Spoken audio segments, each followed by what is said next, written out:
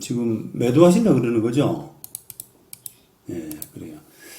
지금 뭐 여러 가지 질문들 해놓으셨는데, 하나씩 보죠. 이게 뭐 중요치 않은 부분도 있고 한데요.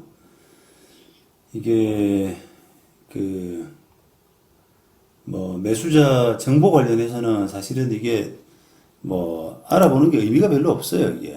알아볼 수도 없고요. 그냥 이제 뭐 정확하게 이야기하면은, 이게 계약금 10% 걸고 하는 거죠. 그러니까 예를 들면 지금 한 75억 정도로 생각하는데 7억 5천을 계약금으로 거는 거 아닙니까? 그거 나중에 돈 안 내서 몰수할 수 있으면은 몰수할 수 있도록 거기에 초점을 맞추시는 게 제일 좋아요. 그러니까 이제 이게 그, 무조건 이게 매도가 잔금을 다 받아야 된다. 그냥 계약금 몰수하고 계약을 끝내는 것은 있을 수가 없다. 왜냐하면 나는 뭐 이걸 제때 안 넘기게 되면 어마어마한 뭐 세금이라든지 이런 부분에서 불이익이 있기 때문에 이런 경우가 아니라 그러면 그냥 계약금 몰수하고 계약금 끝내는 게 제일 좋습니다. 상대방이 대기업이라든지 이런 게 아니라면 매수인의 뭐 자력이나 이런 걸 알아보기가 어려워요.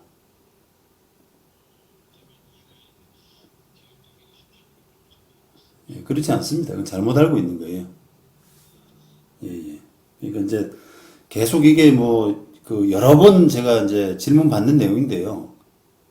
워낙 이게 이제 잘못 알려져 가지고 그 중도금 받더라도 상대방이 예를 들면 잔금을 못 내놓으면 그 잔금 미지급을 이유로 해서 계약 해지하는 데는 전혀 무리가 없어요.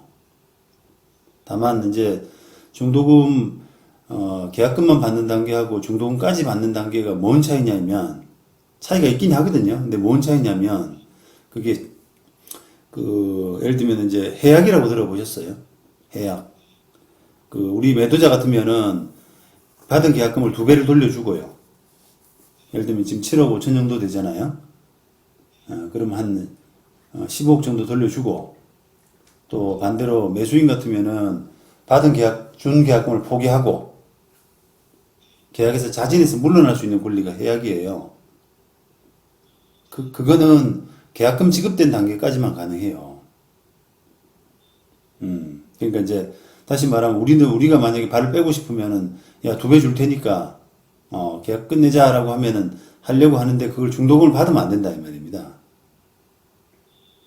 예, 마찬가지로 상대방도 중도금을 지급한 단계에서는 내가 계약금만 포기하고 계약 끝낼 테니까 중도금 돌려줘 이건 안 된다 이 말이에요.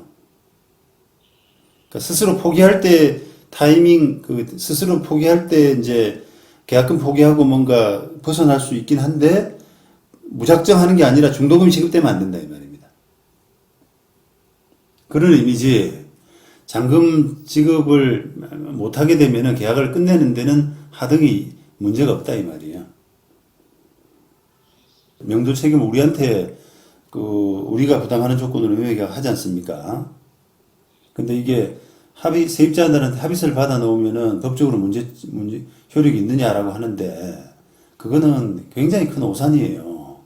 그러니까 이제 모든 거의 초점이 여기 맞춰줘야 돼요. 매도자가 명도 책임을 지게 되면은 그 약속한 날짜에 잔금 날짜에 명도가 안 되게 되면 손해배상을 부담하지 않습니까?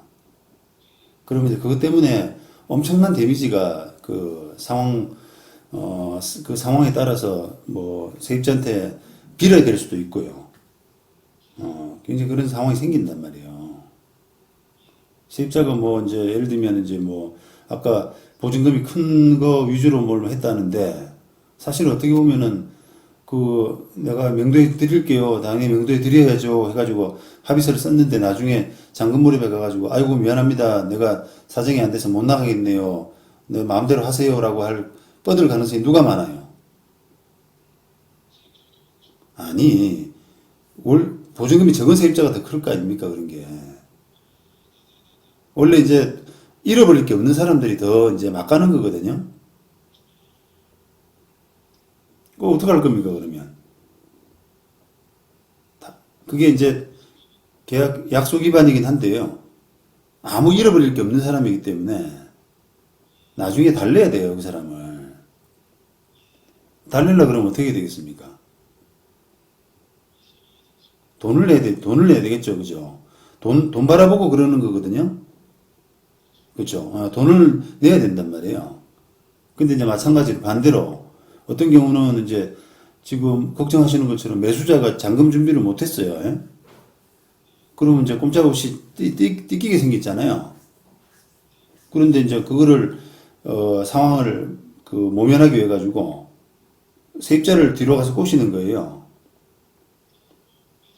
그렇죠. 매수자가 나가지 마라. 그런 계약 위반이 우리 쪽에 돌아오는 거 아닙니까? 그런 경우도 있다니까요. 네, 네, 그렇죠. 그러니까 이 명도 문제가 얼마나 그러니까 이제 그래서 이게 이 고민이 아까 여기에 모두 초점을 맞춰야 된다는 게 그것 때문이라니까요. 명도를 어떻게 해놓을 수가 없어. 명도 책임을 질 수가 없어요. 어떻게 장담하시겠어요, 그걸.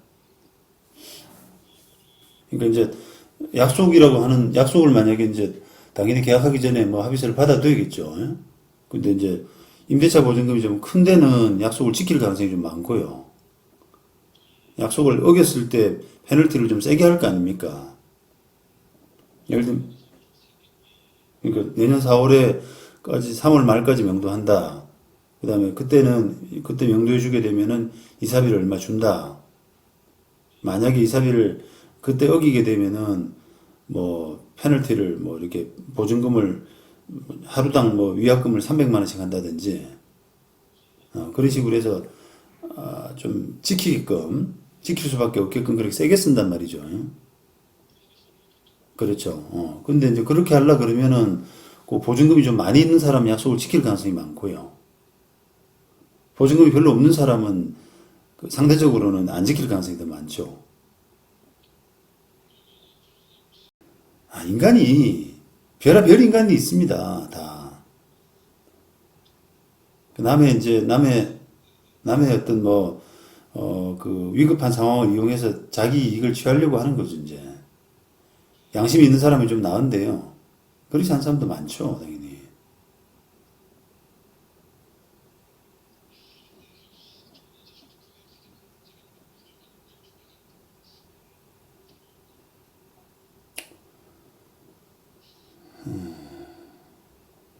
어쨌든 합의서를 세게 써놓는 방법. 예를 들어서 뭐, 그때까지 안 가면 우리가 짐을 뺀다든지, 뭐 그런 식의 합의서를 써놓는 방법이 있는데, 그렇다고 해서 그게 이제 뭐, 당연히 그게 보장이 된다라고는 할 수 없어요. 또, 이제 그런 것도 할 수 있죠. 뭐, 명도 기간이 6개월 이내라 그러면은 명도 공증까지 가능하거든요.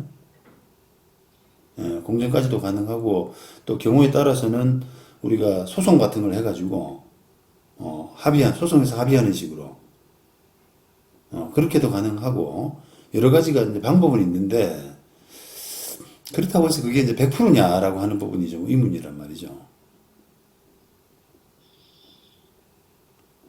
그래서 거기서 만약에 이제 뭐 빠져나가는 또 애를 먹이는 사람은 뭐 이제 돈으로 합의한다. 이런 정도로, 예를 들면 뭐 지금 가구 수가 12가구라고 하면은 한두 가구 정도는 말을 안 들을 거다. 이런 정도로 해서 여기는 돈을 좀 매겨야 될 수도 있다. 이런 정도로 하면은 조금 안정해진 거죠.